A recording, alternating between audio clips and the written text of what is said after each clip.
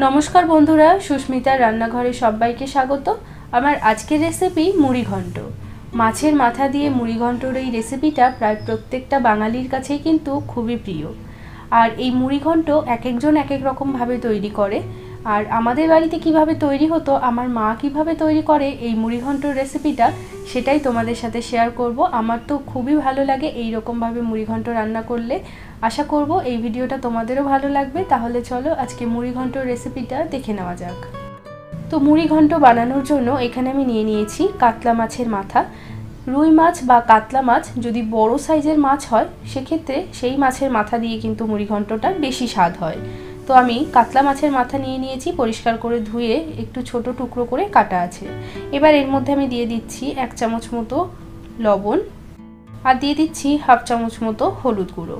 এবার এই লবণ আর হলুদ গুঁড়োটা মাছের মাথার মধ্যে খুব ভালো করে মাখিয়ে নেব। নুন হলুদটা ভালোভাবে মাখিয়ে নিয়েছি। এবার এটাকে 10 মিনিটের জন্য এইভাবে সাইডে সরিয়ে রাখছি, ততক্ষণে বাকি প্রিপারেশনগুলো রেডি করে নেব। এখানে একটা বাটির মধ্যে আমি নিয়ে নিচ্ছি গোবিন্দভোগ চাল। এরকম মুঠো করে 3 মুঠো গোবিন্দভোগ চাল আমি নিয়ে নিচ্ছি। মুড়ি ঘন্ট গোবিন্দভোগ চাল ছাড়া কিন্তু অন্য কোনো চালে খুব একটা ভালো লাগবে না, তো বানানোর সময় গোবিন্দভোগ চালটা ব্যবহার করারই চেষ্টা করবে। তো এবার আমি এই চালটাকে পরিষ্কার করে ধুয়ে নেব। চালটাকে একদম পরিষ্কার করে ধুয়ে নিয়েছি। এবার এর মধ্যে আমি দিয়ে দিচ্ছি 1 চামচ পরিমাণে ঘি। এই ঘিটা খুব ভালো করে চালের সাথে মাখিয়ে নেব। গোবিন্দভোগ চালটাকে এরকম ঘি মাখানোর পর এটাকে ঢাকা দিয়ে খানিকক্ষণের জন্য রেখে দেব, ততক্ষণে আমরা রান্নাটা শুরু করব। এবার মাছের মাথাগুলো ভাজার জন্য আমি একটা কড়াইয়ের মধ্যে দিয়ে দিচ্ছি বেশ খানিকটা সর্ষের তেল। তেলটাকে খুব ভালো করে গরম করে নিতে হবে। সর্ষের তেল ছাড়া অন্য কোনো তেলে কিন্তু মুড়ি ঘন্ট খেতে খুব একটা স্বাদ লাগবে না। এবার তেলটা খুব ভালো করে গরম হয়ে গেছে। এখন আমি মাছের মাথাগুলো দিয়ে দিচ্ছি। একবারে সমস্ত মাছের মাথাই আমি দিয়ে দেব।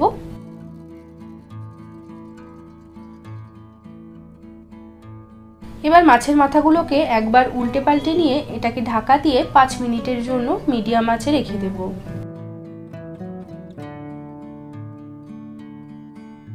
5 মিনিট পর আমি ঢাকাটা সরিয়ে নিচ্ছি। এবার গ্যাসের ফ্লেমটা একটু বাড়িয়ে দিয়ে মাছের মাথাগুলোকে খুব ভালো করে একদম কড়া করে লাল করে ভেজে নিতে হবে। উল্টে পাল্টে মাছের মাথাগুলো চারিপাশে খুব ভালো করে ভেজে নেব। আর আমি এরকম ছোট ছোট টুকরো করে নিয়েছি যাতে মাছের মাথাগুলো খুব ভালোভাবে ভাজা যায়। তো এখানে আমাদের মাছের মাথাগুলো কিন্তু খুব ভালো করে একদম কড়া করে ভাজা হয়ে গেছে। এখন আমি এই মাছের মাথাগুলোকে তুলে নেব।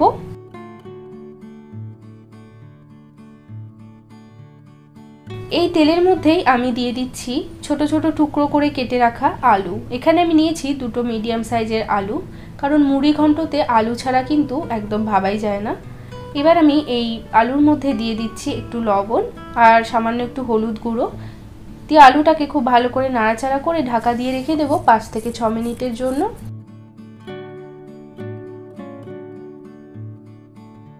5-6 মিনিট পর আমি ঢাকাটা সরিয়ে নিচ্ছি। তো এখানে আলুগুলোও খুব ভালো করে ভাজা হয়ে গেছে। আলুটাকে একটু ঢাকা দিয়ে ভাজলে আলুটা খুব ভালোভাবে নরমও হয়ে যায় এবং খুব ভালোভাবে ভাজাও হয়ে যায়। তো এই আলু ভাজাগুলো আমি তুলে নিচ্ছি। এবার এই বাকি তেলের মধ্যেই আমি রান্নাটা করব। তো এই তেলের মধ্যে দিয়ে দিচ্ছি 2টো তেজপাতা ফোড়ন, দিয়ে দেব গোটা গরম মশলা, যেমন নিয়েছি 3-4টে মতো এলাচ, একটা ছোট দারচিনির টুকরো আর 2টো শুকনো লঙ্কা, আর দিয়ে দিচ্ছি 1/2 টিস্পুন পরিমাণে গোটা জিরে। এবার এই ফোড়নটাকে কয়েক সেকেন্ডের জন্য নেড়েচেড়ে খুব ভালো করে একটু ভেজে নেব। কয়েক সেকেন্ড ফোড়নটাকে ভেজে নিয়েছি, এতে করে ফোড়নের যে সুন্দর গন্ধটা পুরো তেলের মধ্যে চলে এসছে। এখন আমি এর মধ্যে অ্যাড করে দিচ্ছি একটা বেশ বড় সাইজের পেঁয়াজ কুচি। মুড়ি ঘন্ট পেঁয়াজ ছাড়াও বানানো যায়, পেঁয়াজ দিয়েও বানানো যায়, যার যেরকম পছন্দ সে সেরকমভাবেই কিন্তু বানাতে পারো। পেঁয়াজটাকে আমাদের খুব ভালো করে ভেজে নিতে হবে। তো গ্যাসের ফ্লেমটা একটু বাড়িয়ে দিয়ে পেঁয়াজটাকে একদম কড়া করে ভেজে নেব। এখানে দেখো পেঁয়াজ একদম কড়া করে ভাজা হয়ে গেছে, ঠিক যেরকম বেরেস্তা তৈরি হয় সেই রকম কড়া করে কিন্তু পেঁয়াজটাকে ভেজে নিয়েছি। এবার এর মধ্যে আমি দিয়ে দিচ্ছি আগে থেকে ঘি মাখানো গোবিন্দভোগ চাল। চালটাকে খুব ভালো করে একটু ভেজে নেব।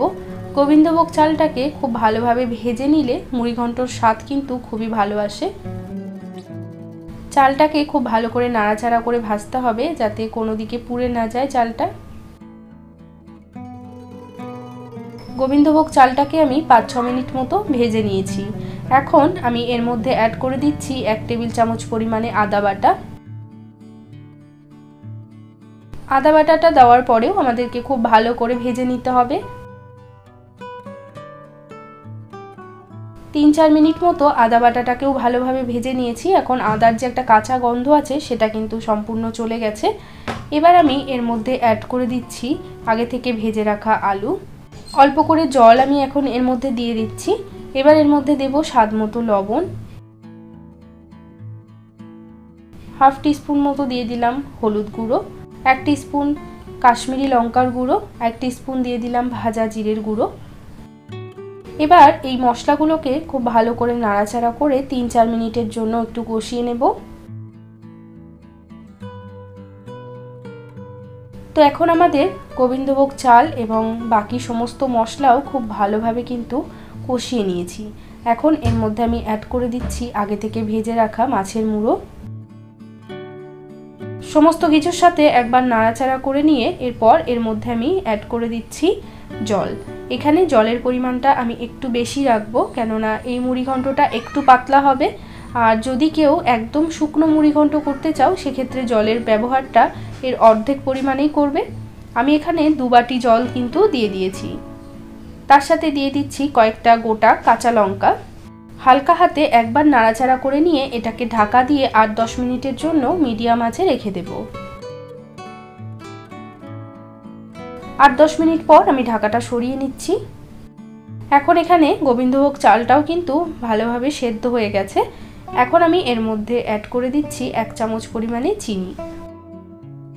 গোবিন্দভোগ চালটা যেন খুব বেশি গলে না যায় সেদিকটা একটু খেয়াল রাখতে হবে, কেননা এই মুড়িঘণ্টর যে গোবিন্দভোগ চালের যে ভাতটা সেটা যেন একটু শক্ত থাকে, তাহলেই খেতে বেশি ভালো লাগে। চিনিটা দেওয়ার পরে 3-4 মিনিটের জন্য এইভাবেই এটাকে ফুটিয়ে নেব। তো 3-4 মিনিট মতো এইভাবেই আমি মুড়িঘণ্টটাকে কিন্তু ফুটিয়ে নিয়েছি। এখানে আমাদের আলুগুলোও ভালোভাবে সেদ্ধ হয়ে গেছে আর এই গোবিন্দভোগ চালটাও কিন্তু ভালোভাবে সেদ্ধ হয়ে গেছে। আর গোবিন্দভোগ চালটা খুব একটা বেশি গলে গেলে খেতে কিন্তু ভালো লাগে না। তো একটু যেন দানা দানা থাকে সেই রকম অবস্থাতেই কিন্তু আমাদের নামিয়ে নিতে হবে। তো আমি সব শেষে এর মধ্যে অ্যাড করে দেব একটু গরম মশলার গুঁড়ো আর অ্যাড করে দিচ্ছি 1 চামচ পরিমাণে ঘি। গরম মশলা গুঁড়ো দেওয়ার পরে এটাকে একবার একটু নাড়াচাড়া করে নিয়ে গ্যাসটাকে অফ করে দেব। তৈরি হয়ে গেল কাতলা মাছের মাথা দিয়ে মুড়িঘণ্ট। এই মুড়িঘণ্টটা একটু ঝোলঝোল হয়, এর জন্যই কিন্তু এর স্বাদ আমার বেশি ভালো লাগে। অনেকেই একটু শুকনো শুকনো মুড়িঘণ্ট বানায়, কিন্তু সেটা খুব একটা আমার ভালো লাগে না। আমার মা সবসময়ের জন্য এই রকমভাবেই মুড়িঘণ্ট তৈরি করে, আর যেটা আমার খুবই প্রিয়, তাই তোমাদের সাথেও এই রেসিপিটা শেয়ার করলাম। অবশ্যই তোমরা বাড়িতে বানিয়ে দেখবে, তোমাদেরও আশা করব ভালো লাগবে। আর রেসিপিটা যদি তোমরা বাড়িতে ট্রাই করো তারপর আমাকে কমেন্ট করে জানাবে তোমাদের কেমন লেগেছে। আর আজকের ভিডিওটা যদি ভালো লেগে থাকে তাহলে অনুরোধ করব একটা লাইক করার জন্য। আর চ্যানেলটিকে যদি সাবস্ক্রাইব করে না থাকো তাহলে সাবস্ক্রাইব করে নিতে পারো এরকম আরও ভিডিও দেখতে চাইলে। আজ এই পর্যন্তই, আবারও চলে আসবো অন্য কোনো রেসিপির সাথে। টাটা।